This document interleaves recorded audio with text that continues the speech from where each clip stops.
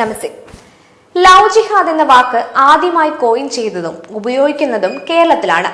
ആദ്യമായി അങ്ങനെ ഒരു കാര്യം കണ്ടെത്തിയതും അങ്ങനെ ഒരു പേര് നൽകിയതും കേരള ഹൈക്കോടതിയാണ്. അതും കേരള പോലീസ് രേഖകൾ ഉദ്ധരിച്ച്. അല്ലാതെ നോർത്ത് ഇന്ത്യൻ സംഘികൾ സങ്കല്പിച്ചുണ്ടാക്കിയ ഒന്നല്ല ആ വാക്ക്. KT ശങ്കരൻ ജഡ്ജി ആയിരുന്ന ബെഞ്ചിലാണ് 2009 രണ്ട് മുസ്ലിം യുവാക്കൾ ഒരു ഹിന്ദു പെൺകുട്ടിയെയും ഒപ്പം ഒരു ക്രിസ്ത്യൻ പെൺകുട്ടിയെയും പ്രണയം നടിച്ച് മതം മാറ്റിയ കേസ് വരുന്നത്. ആ കേസുമായി ബന്ധപ്പെട്ടാണ് ലവ് ജിഹാദ് എന്നതിന്റെ ഭീകരത പുറം ലോകം അറിഞ്ഞു തുടങ്ങിയത്. അന്നത് പരക്കെ അറിയപ്പെട്ടിരുന്നത് റോമിയോ ജിഹാദ് എന്ന പേരിലായിരുന്നു. കേരള കൗമുദിയുടെ ഒരു സ്പെഷ്യൽ ഫീച്ചർ തന്നെ റോമിയോ ജിഹാദുമായി ബന്ധപ്പെട്ടതായിരുന്നു. അതുകൊണ്ട് ലവ് ജിഹാദിന്റെ പഴി വടക്കോട്ടുള്ള ഹിന്ദുക്കളുടെ നെഞ്ചത്ത് ചാരാതെ ഇരിക്കാനുള്ള മാന്യത കാണിക്കണം. അങ്ങനെയൊന്നും ഇല്ലെങ്കിൽ പോലും. ഇനി കേരള സ്റ്റോറി 2 കുറിച്ച് ട്രെയിലറിൽ തന്നെ വ്യക്തമായി സംഭവങ്ങൾ നടക്കുന്നത് മധ്യപ്രദേശിലാണെന്ന് കാണിക്കുന്നുണ്ട്. മധ്യപ്രദേശിലെ, രാജസ്ഥാനിലെ, കേരളത്തിലെ 3 പെൺകുട്ടികൾ ഈ ട്രാപ്പിൽ വീഴുന്നതും അകപ്പെടുന്നതുമാണ് പ്രമേയം. അതിലെ ബീഫ് കുത്തിക്കയറ്റുന്ന രംഗം കേരളത്തിൽ നടന്നതാണ് എന്നല്ല സിനിമ അവകാശപ്പെടുന്നത്. അത് നടന്ന സംഭവത്തിന്റെ അടിസ്ഥാനത്തിൽ ചിത്രീകരിച്ചതാണ്. മധ്യപ്രദേശിൽ ഇൻഡോറിൽ ആരതി കുമാർ എന്ന ഹിന്ദു പെൺകുട്ടിക്ക് സംഭവിച്ച യഥാർത്ഥ സംഭവമാണിത്. ഫേസ്ബുക്ക് വഴി പരിചയപ്പെട്ട മുഹമ്മദ് ഷഹബാസുമായി അടുപ്പത്തിലായിട്ടാണ് ആ പെൺകുട്ടി ഇൻഡോറിൽ എത്തുന്നത്. അവിടെ ഒരുമിച്ച് തങ്ങിയ സമയത്ത് ബീഫ് കഴിക്കാനും മതം മാറാനും ഷഹബാസ് നിർബന്ധിച്ചതായി അവർ പോലീസിൽ പരാതിയടക്കം നൽകിയിട്ടുണ്ട്. ബീഹാറിലേക്ക് തിരികെ പോകണമെന്നും അഭ്യർത്ഥിച്ചിരുന്നു.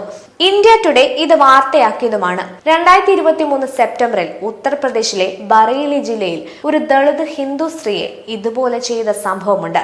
ലഹരി അടക്കം നൽകി ദൃശ്യങ്ങൾ പകർത്തിയ കേസിൽ ബറേലി പോലീസ് പ്രതികളെ അറസ്റ്റ് ചെയ്തിരുന്നു. ചുറ്റും നടക്കുന്ന സാമൂഹിക വിഷയങ്ങളിൽ പൊട്ടക്കിണറ്റിൽ കിടന്ന് അതാണ് ലോകമെന്ന് വിചാരിക്കുന്ന മലയാളികൾ മതേതര മന്ദപ്പന്മാർക്ക് വലിയ ധാരണയൊന്നുമില്ല എന്ന് ഒന്നുകൂടി ഉറപ്പിക്കാൻ ഇങ്ങനെ ഒരു വിഷയങ്ങൾ കൊണ്ട് കഴിയും എന്നല്ലാതെ വേറെ ഗുണമൊന്നുമില്ല. ഇനി എന്തുകൊണ്ട് ബീഫ്?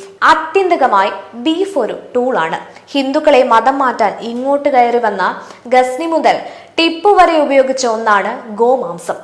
മലബാറിലെ ഹിന്ദുക്കളെ മതം മാറ്റാനും അവരെ തിരികെ ഹിന്ദു ധർമ്മത്തിലേക്ക് തിരികെ പോകാതിരിക്കാനും ടിപ്പു ബീഫ് നിർബന്ധമായും കഴിപ്പിച്ചിരുന്നു. ഇത് പറയുന്നതും നോർത്ത് ഇന്ത്യൻ സംഘികളല്ല. ടിപ്പുവിന്റെ കാലത്ത് മൈസൂരിൽ ജീവിച്ചിരുന്ന ബ്രിട്ടീഷ് നയതന്ത്രജ്ഞൻ കിർപാട്രിക്കാണ്.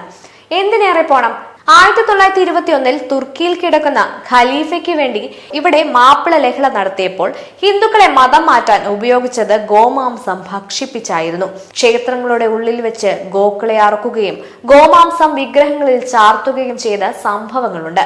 അന്ന് ഒരു കൈയിൽ ബീഫും മറുകൈയിൽ വാളുമായി മതമൗലികവാദികൾ മതം മാറാൻ വിരട്ടിയപ്പോൾ വിരണ്ടുമാറിയവരുടെ പിൻഗാമികളാണ് ബീഫിന്റെ പേരിൽ ഇന്ന് ഹിന്ദുക്കളെ കളിയാക്കുന്നത്. ഇതൊന്നും അറിയാതെ ഞാൻ ബീഫ് കഴിക്കും, ആരുണ്ട് ചോദിക്കാൻ എന്നൊക്കെ ചോദിക്കുന്ന മണ്ണുണ്ണി ഹിന്ദുക്കളോടാണ്. നിന്നെയൊക്കെ ബീഫ് തെറ്റിക്കേണ്ടത് കൊണ്ടുള്ള ഗുണം എല്ലാ കാലത്തും അവർക്ക് നന്നായിട്ട് അറിയാം. നിന്റെയൊക്കെ പൂർവികർ അന്തസ്സായി ബീഫ് കഴിക്കാതെ ഇങ്ങനെയുള്ള അധിനിവേശത്തിനെതിരെ പൊരുതിയത് നിങ്ങളെ പോലെയുള്ള വാഴകൾക്ക് വേണ്ടിയായിരുന്നല്ലോ എന്ന് ഓർക്കുമ്പോഴാണ് വിഷമം. നീയൊക്കെ അമ്പഴങ്ങ് വിഴുങ്ങിയതുപോലെ ഇതൊന്നും അറിയാതെ ജീവിക്കുന്നത് നിന്റെയൊക്കെ മാത്രം കുഴപ്പമാണ്. കേരള സ്റ്റോറി ഒരു യാഥാർത്ഥ്യമാണ്. കാശ്മീർ മുതൽ കന്യാകുമാരി വരെ നടന്നുകൊണ്ടിരിക്കുന്ന അനേകം ഹിന്ദു ക്രൈസ്തവ പെൺകുട്ടികളുടെ നിർഭാഗ്യകരമായ അവസ്ഥയുടെ കഥ. ഇതൊക്കെ പ്രൊപ്പഗണ്ടയാണെന്ന് തോന്നുന്ന ഹിന്ദുക്കൾ ഉണ്ടെങ്കിൽ കേരളത്തിൽ ഇത്തരം ചതികളിൽപ്പെട്ട് തിരികെ രക്ഷപ്പെട്ടു വന്ന 200-ൽ പരം പെൺകുട്ടികളെ ആർഷ വിദ്യാസമാജം എന്ന സംഘടനയിൽ കാണാം. അവർക്ക് നിങ്ങളോട് ഇതിനെക്കുറിച്ച് സംസാരിക്കാൻ ഒരു മടിയുമില്ല.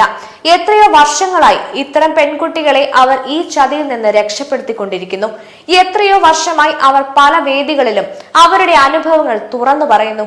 മതേതൃത്വം കാണിക്കാൻ ഓടി നടന്ന് മതമൗലികവാദികളുടെ മുന്നിൽ കുമ്പിടുന്ന കൂട്ടത്തിൽ ഇതുപോലുള്ള ചങ്കൂറ്റമുള്ള പെൺകുട്ടികളെ കൂടെ കാണണം. കേരള സ്റ്റോറിക്ക് ജീവിച്ചിരിക്കുന്ന തെളിവുകളാണ് അവരൊക്കെ. എത്ര കൂകി വിളിച്ചാലും അവഗണിക്കാൻ ശ്രമിച്ചാലും ഒരൊറ്റ കാര്യം മനസ്സിലാക്കിയാൽ മതി: നിങ്ങൾ കണ്ണടച്ചാൽ നിങ്ങൾക്ക് ഇരുട്ടാകൂ, ലോകം കൂടി ഇരുട്ടിലായിക്കോളുമെന്ന് തെറ്റിദ്ധരിക്കരുത്.